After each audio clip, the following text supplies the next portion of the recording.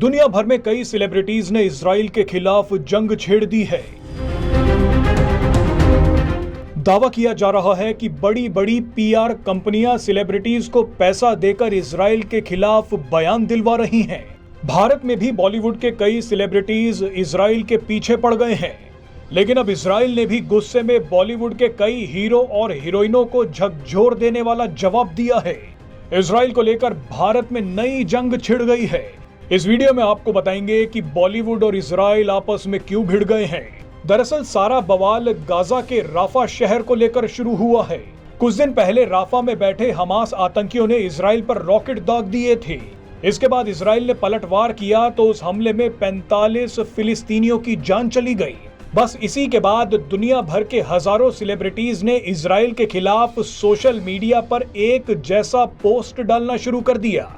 इन सभी ने एक तस्वीर शेयर की जिसमें लिखा था ऑल आइज ऑन राफा, यानी सबकी नजरें राफा पर हैं। दावा किया जा रहा है कि सेलिब्रिटीज और सोशल मीडिया इन्फ्लुएंसर्स के फॉलोअर्स देखकर दाम तय किए गए और उन सभी से ये पोस्ट डलवाई गई। बताया गया कि जो जितना ज्यादा मशहूर था उसे उतने ही ज्यादा पैसे मिले।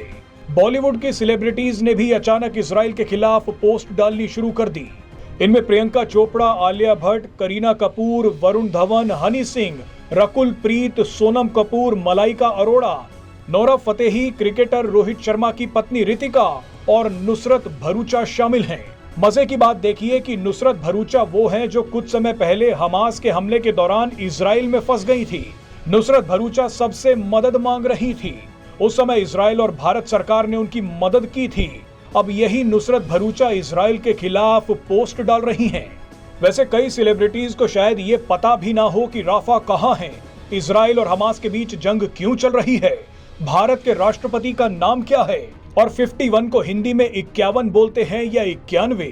कई लोग सेलिब्रिटीज से पूछ रहे हैं कि पाकिस्तान में लगातार हिंदुओं पर हमले हो रहे हैं, ऐसे में आपने अपनी आंखें क्यों बंद कर रखी हैं?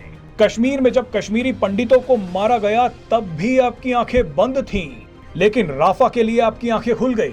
बहरहाल इन सभी सेलिब्रिटीज को इजराइल ने अब जवाब दिया है।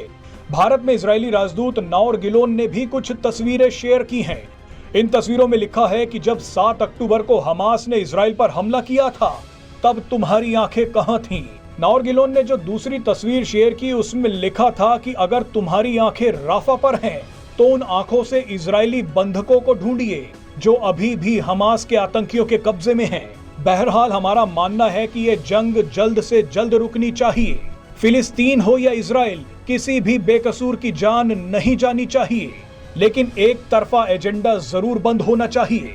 इस एजेंडे से जंग कम नहीं होगी बल्कि और भी ज्यादा भड़क जाएगी।